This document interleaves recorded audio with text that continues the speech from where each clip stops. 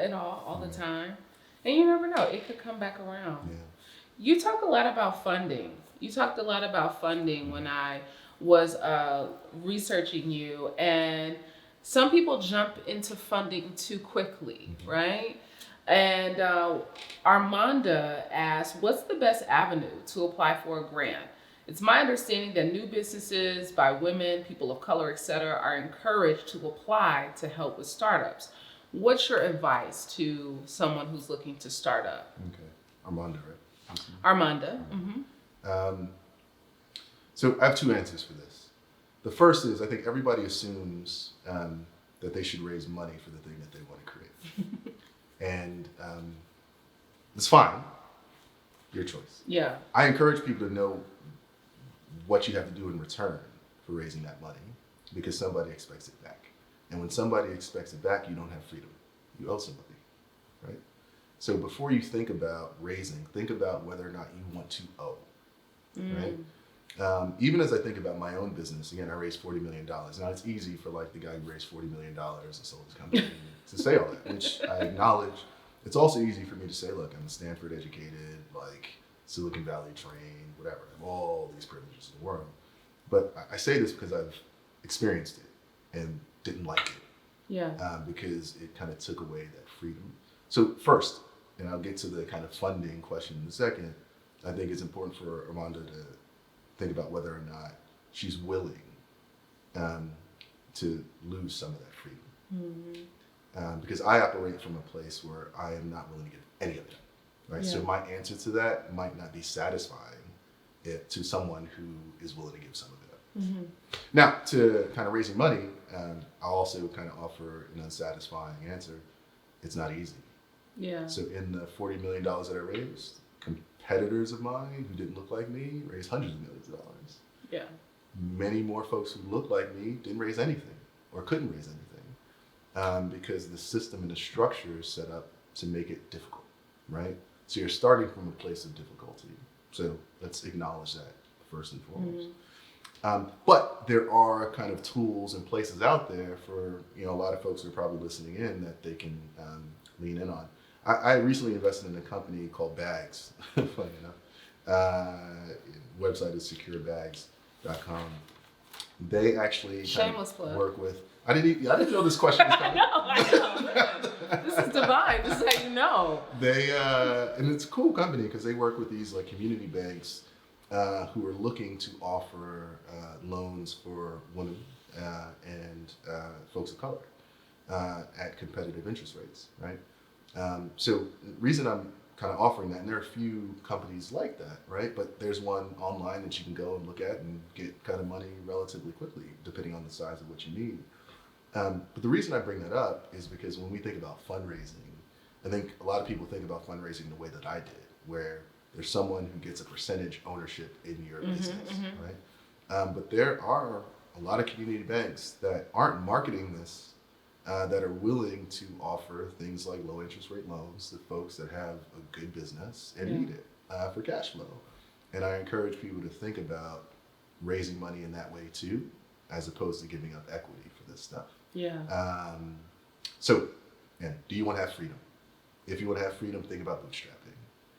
If you're willing to give up some of that freedom, consider some of these kind of community-led efforts that can kind of support you.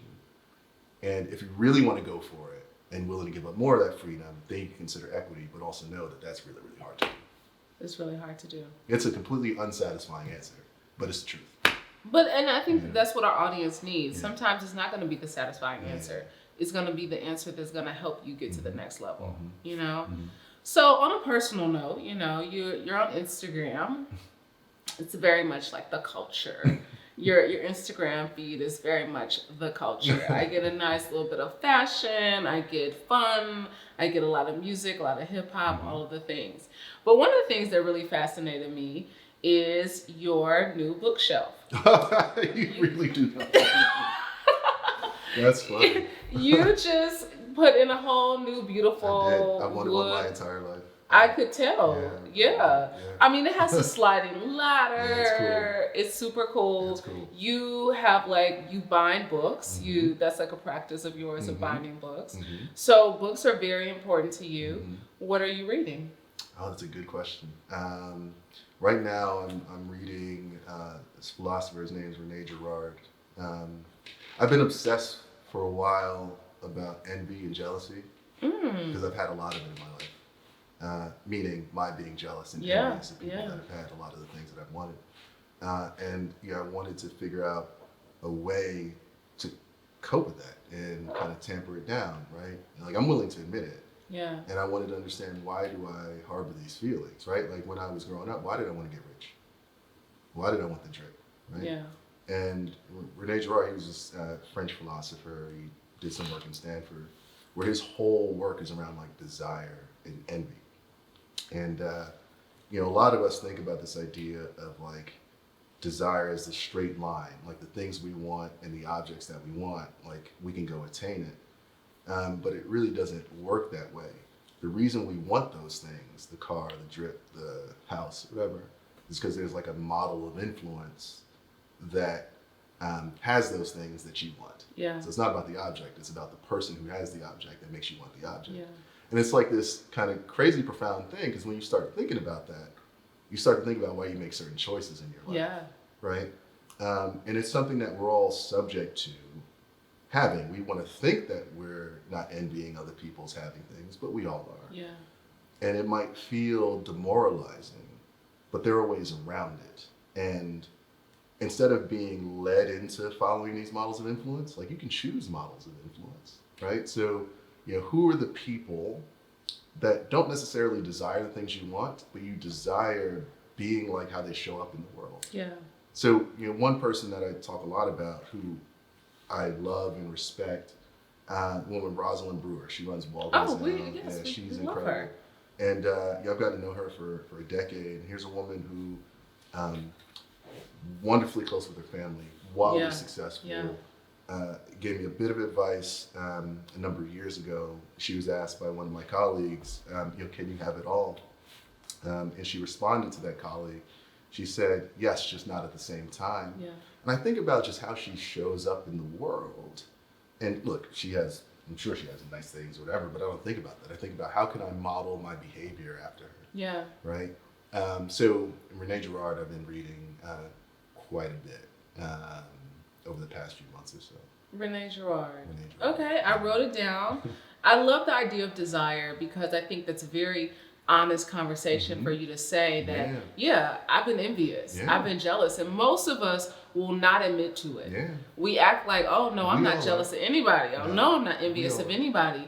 But if you have any want, right? If there's a wanting in your life, and Esther Perel, if you're not familiar with Esther Perel, the therapist, she's a relationship therapist. She talks a lot about desire in relationships. So I'm glad you brought that up. So good. I'm glad you asked the question. Listen, because your bookshelf was kind of I was real jelly of the bookshelf.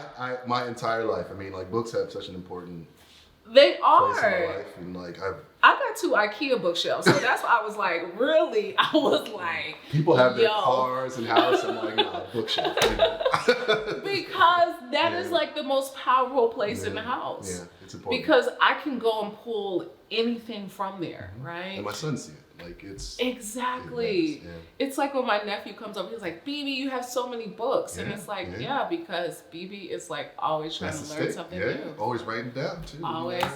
For all the people who ain't my legal pad. You see that? It's okay. It's okay. They're going to get me out of it. So we're in the home stretch of this interview, and I'm really excited because I think you speak so much to the culture, not just of, what you've done in business, but even to how you show up for your family. I think that's a beautiful thing that we have to recognize in this season of life, because not everybody's doing that, right? And not everybody's recognizing that. But hip hop is very important to you. So you at the party, we passed Tristan the aux cord, y'all. What is Tristan putting on? I'm in R&B now. Okay. I'm getting give us sexy. Give us something. There's Destin Conrad. You know Destin Conrad? No. I put you on. You gotta put me on Destin He had Conrad. I'm a music girl. girl. Track called Cautious. I really like. Gosh, who else? A lot of Lucky Day. Love Okay. Lucky Day. You can see like nodding heads. I see. Gosh, who else? Cleo Soul. I love. Ooh, love. Salt. She's a vibe. So I just recently, Salt, SAULT. Okay, it's come up on my Spotify. If you heard it, you probably know. It's like this mystery group out in the UK, and I just realized and learned that she's like a part of it too, which completely blew my mind. But yeah, I'm on like this like new R&B kick. New R&B. Yeah. So we passed you the aux cord. We getting a vibe. That's a good 30 minutes right there. Yeah, we getting a good vibe. Yeah, Okay. vibes in the room, no doubt. Okay. No doubt. What advice would you give your 25-year-old self? I wouldn't. You're the first person to say that. Why? I love my life. No advice. I mean, I'd have a different life if I gave myself advice. I mean, it's true. Fair. I think the beauty in my life is all the crap I had to go through. Yeah. Like all that pain and suffering and joy and difficulty and ease. Advice I get from Tyler Perry and showing up. I mean, I really do believe that like if I were to go back and like say one thing, it kind of changes the direction. It totally does. And I love everything that's happened in the way that it's happened, and I wouldn't change that. Okay, you would not change a thing. So what's on the horizon for Walker and Company brands? Much of the same. I mean, when I started the company, I said I wanted this thing around for 150 years. We sold the company 4.5 years ago almost, and I'm still around. Usually that doesn't happen, and they've done a really good job letting us be. Yeah. And I said I'm going to be around for as long as that continues, so that I know it would outlast me. And I think we're coming to a really good stage where like, okay, Bevel is certified. It's doing its thing. Yeah. So what's next for the company is just growth now. I mean, we're just in the U.S. like black people everywhere, black men everywhere, with hair on their faces and skin. You know? So there's a kind of big opportunity for us. But look, I mean, you said it a little earlier. I'm the first black CEO in a 180-year history. Procter & Gamble just acquired Mayo. Monique, and now that like it's happening. And to be a part of that, and the beauty of what that represents and means, and how it can change one of the most important companies in the history of the world, that's thrilling. Yeah. So what's next at Bevel and Walker and Company is we're going to continue to shake it up, and make them listen, because they hadn't been listening for long enough. And as far as me, I've been in this idea of consistency and stamina. I just care about things that support our culture and the growth of it. I care about things that make us feel good. And I care a lot about, and this feels a little bit probably trivial, but like how technology can actually help our culture spread. And everything that I do from now on will really be at the nexus of like some of those things. Okay. Yeah. What do you want Avery and August to know about their father? That's like the tombstone question. It's so morbid. Well, it's not morbid. I didn't want you to go. It's not the tombstone. Let's just like one thing right now, okay? Just don't think of like death, okay? Like let's not think of it in death. No, I get just it. think about right now. I get it. I want them to know they had a father who said he was gonna, who did what he said he was going to do. Yeah. Yeah. And that means showing up when they expect me to, how they expect me to, and that's that consistency. So if I, God forbid, the event eventually will happen, but to have that tombstone, the quote should be, "He was consistent." Yeah. And that to me, if my sons can recognize and live that with love and appreciation, I will have done everything that I could have ever hoped for them and myself and my family, etc. Yeah. Consistency. What's one person that you want to have dinner with that you haven't? Steve Harvey. What? Yeah. Like, he ain't dead. No, I love him.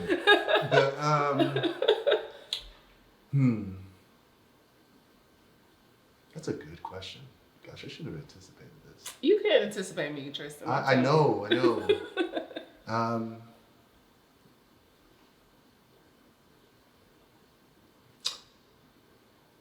Probably my father. Wow. Yeah, I don't know anything about him. Or, I mean, he was killed when I was 3, so if I ever had the opportunity to, like, have a conversation with him, I think that would be very interesting. Yeah, I think so too. Yeah. That's a good question.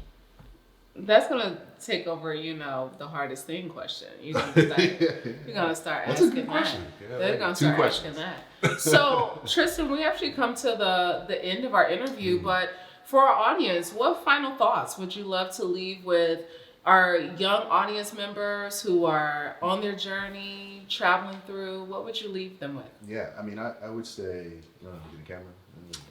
Whatever you feel like the comfortable. presidential speech. I know who you are, Yeah. and that does require doing the work and writing it down. Like I don't think we meander around the world trying to figure it out. Yeah. Like you got to be deliberate about that work. Yeah. And have the faith to know that once you know that that's like who you are, things start to fall into place. Yeah. And if there's any call to action that I would offer anybody, this is find 45, 60 minutes and write it down and start. Mm-hmm. Tristan, I have so enjoyed our conversation. This was fun. I knew it was going to be good anyway, fun. just from the way you were so receptive that day at our Nets. Just to Awesome. listen, it was a hot spot. Listen, so I'm just grateful. I always take a few notes, while we are talking. And just for all our note takers out there as we come to a close, thank you guys for joining Vault Live Training Experience today with Tristan Walker. What we're going to do is we're going to get consistent. We're going to have some stamina to get to the end of this race, because every lesson is truly our blessing. Show up when you need to show up. Be authentic in your spirit. It's okay to have some jealousy, some envy along the way, but tune into those desires and find out why you want the things you want in your life. Be courageous, inspire, show respect, practice good judgment, choose wellness, and earn loyalty. We've had a wonderful time today. We thank you guys for joining our live training experience, and we will be sure to see you next month.